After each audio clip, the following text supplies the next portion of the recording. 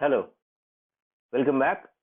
Today we are continuing with the organizing again, and today we have something very interesting to ask you before we proceed. If you're a king, Raja, king, even then you need to delegate some authority. You can't do everything on your own, as you can see this king is doing. Is it realistic for him?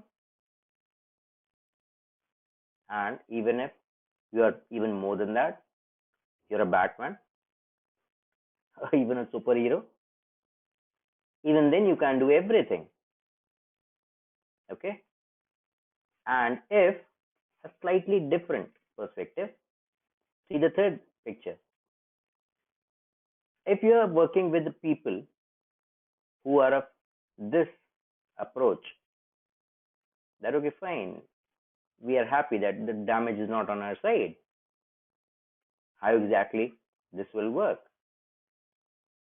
So today we are going to address these issues, and the agenda is delegation of authority and decentralization, the most important one. Because without these, no organization can survive. As always, remember, being the first time user, do subscribe the channel and press the bell icon. And now enjoy the class. See, what is delegation of authority? We know what is top management, middle management and lower management. All these three levels we know. Now, from top to the operating level or the workers level, delegation of authority moves downwards. Always. And why is it so? Because it is a prerequisite. It is basically required for efficient working or functioning. Without this, any effective, efficient working is not possible. Now, if you will delegate the authority, that means what? You will let your subordinate do some work what you were supposed to do. Something that you were supposed to do. That means, suppose if we are talking about a bank manager, if he is saying that okay, fine, let's say any document or any transaction up to rupees 5 lakh should not be coming to me. It should be taken up by the assistant manager. That means what? What will he do? What has he done? The manager has delegated all the transactions up to rupees 5 lakh to his assistant manager, and as a result, manager will be able to focus on bigger things, even more important things.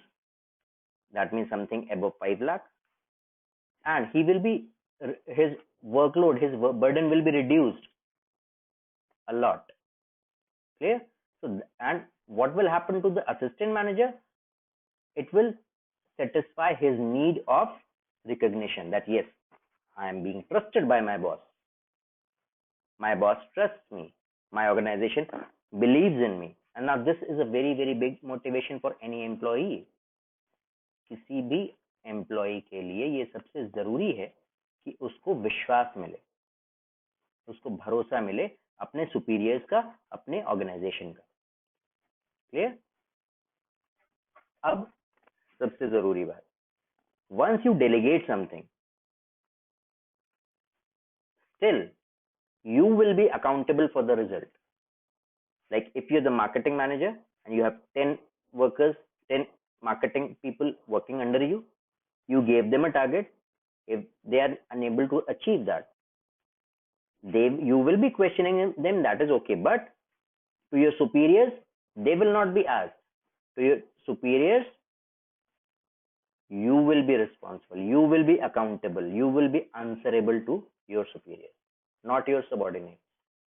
Clear? That means this is the superior, this is the subordinate. Authority is given, but ultimate responsibility, the accountability remains with him, which is going upwards. Clear? Now see, with this diagram, it is very beautifully displayed. Authority and responsibility, they go simultaneously to the employee, but accountability flows upwards. It goes to the management. Clear? These three are the elements of delegation. Now, what is authority? The power to influence or command anybody's opinion, anybody's action, anybody's behavior, even thoughts. Clear? It is the right to command any subordinate and to take action if that command is not followed, if that instruction is not followed. And it always flows downwards.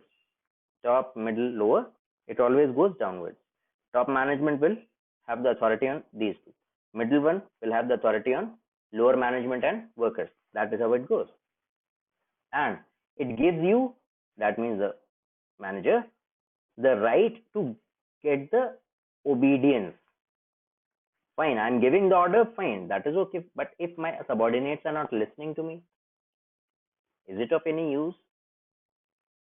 If my subordinates do not listen, if they are not obedient, will that be okay with me? Will that be good for me? No. That means I will have the right to command them.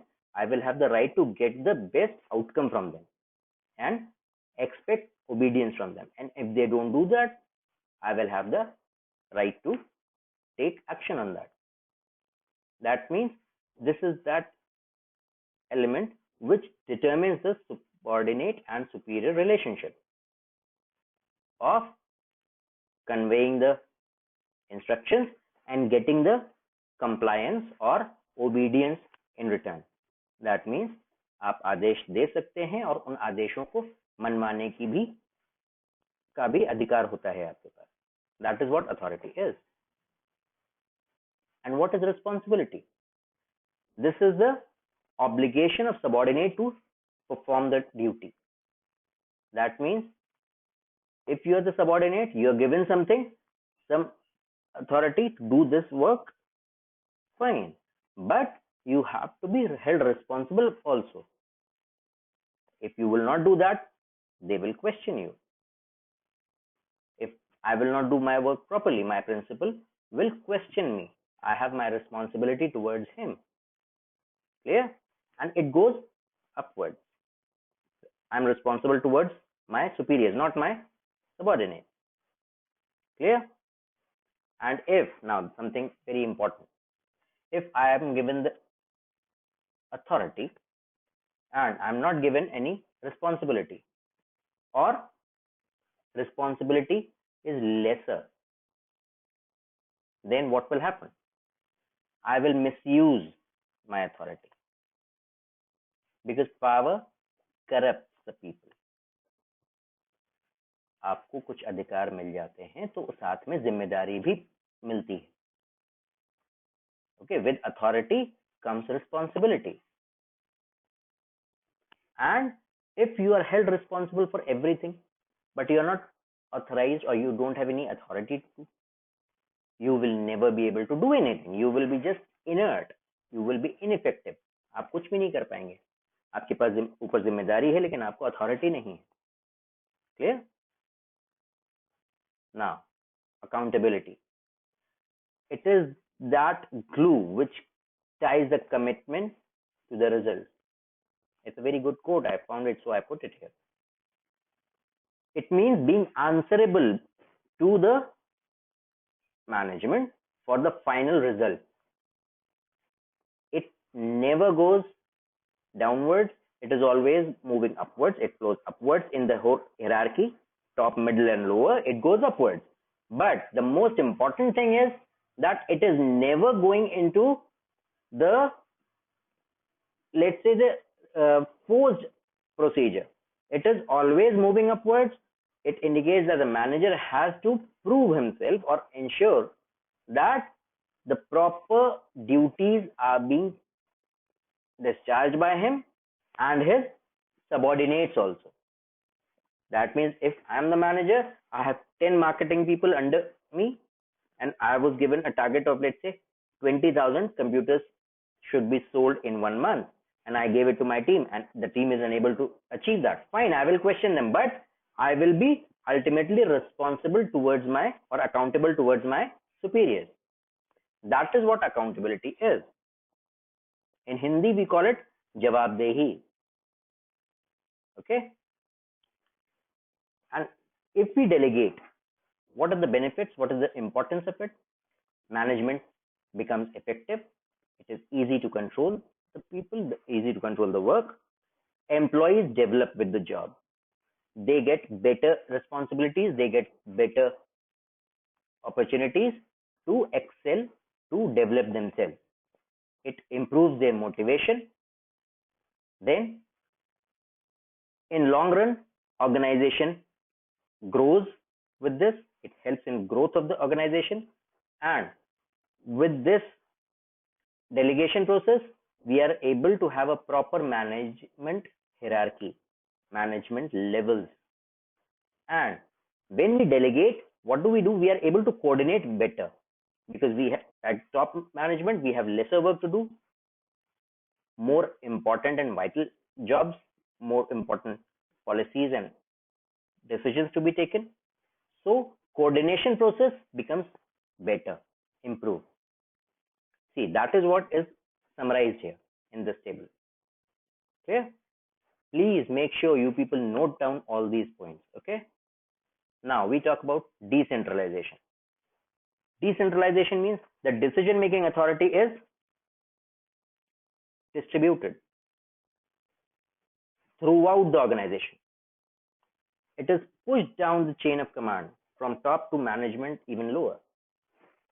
And it is the manner in which the decision making responsibilities or abilities are divided.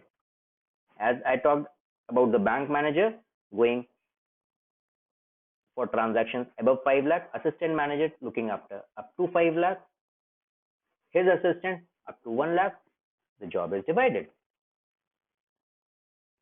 I am giving the example again, listen carefully. एक manager है, एक assistant manager है और एक उसका भी assistant है. Assistant को अथॉरिटी है कि वो 1 लाख रुपीज तक के डॉक्यूमेंट्स उसके पास आएंगे, वो सबको देखेगा और साइन कर देगा, ओके हो जाएगा. 1 लाख से ऊपर up to 5 lakh assistant manager के पास पहुंचेंगे ट्रांजैक्शंस, ही will look after them, and above 5 lakh will go to branch manager.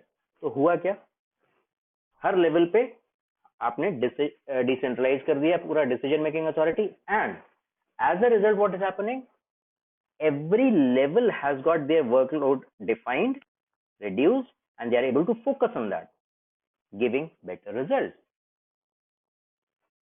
Now, just like decentralization, and now remember, decentralization is good, is a better way of doing the things in bigger organizations.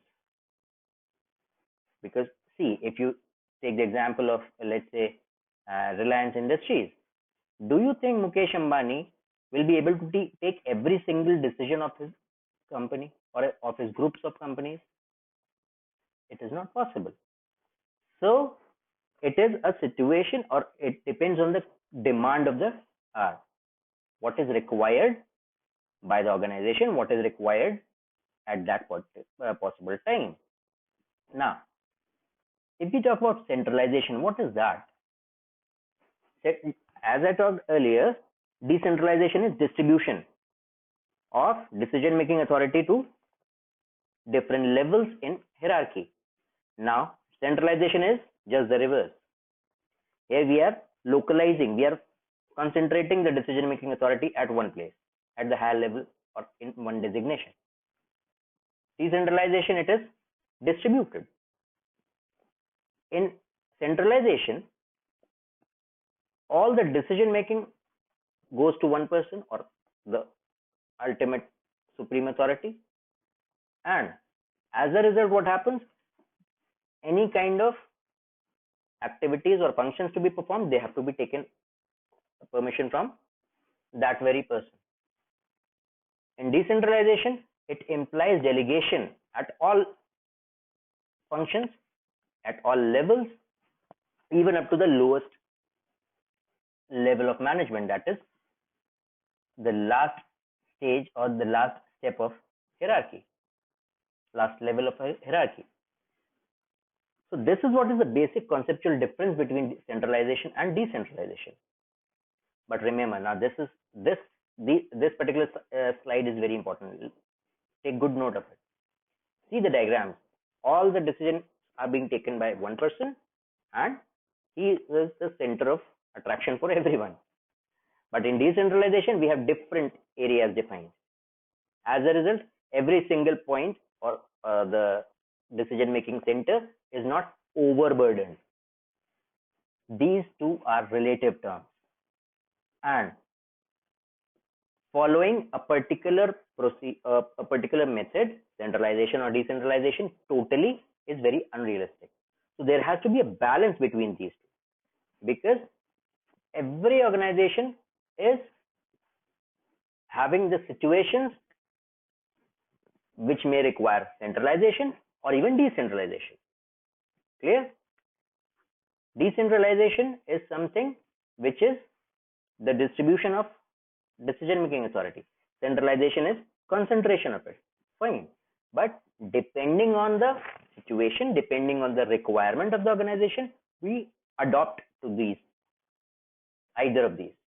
If required, we'll switch to decentralization. If required, we'll switch to centralization. Like in crisis, like in emergencies, it has to be centralized situation. It cannot go decentralized. There will be a lot of confusion. Okay. What is the benefit of decentralization? It creates a feeling of taking initiative in the subordinates. Just like delegation, it develops managerial talents for future. It ensures quick decision making. It never wastes time. Then at the top level, the people are reduced from the burden. People have reduced burden. So there's relief and they're able to focus on more important areas. It facilitates growth. Now that is what is the benefit of decentralization. Now see, the whole delegation concept and decentralization concept is summarized here in this comparison. Delegation is compulsory because no one person can do everything. Decentralization is optional. You want to, you can do that. Otherwise, it's okay. Then, in decentralization, delegation, the subordinates are under stricter control, more control on them. But in decentralization, they are relieved from that. For everything, they have to ask. In delegation, fine, you gave the job to me. Even if you have delegated to me, still for every proper decision, I have to look to you.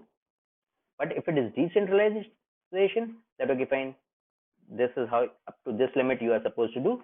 Fine, up to that level, I'm free to do whatever I want. I'm free to take my call or free to take my decision. That is, it is a process of sharing the task. Okay, na? Then decentralization is a policy decision which is taken at the top and implemented through the chain of command. Delegation is very smaller term, temporary phased. Decentralization is a wider term, and it is a stretch or you can say extension of delegation. And delegation is done to reduce the burden of the manager, and delegation is done to improve the initiative and abilities and role of the subordinates in decision making process and giving them autonomy or independence. Clear? That's it. With this, we conclude the chapter. Do subscribe the channel and press the bell icon for the regular updates. And for any queries, problems, you are most welcome. Till the next video, keep in touch. God bless you.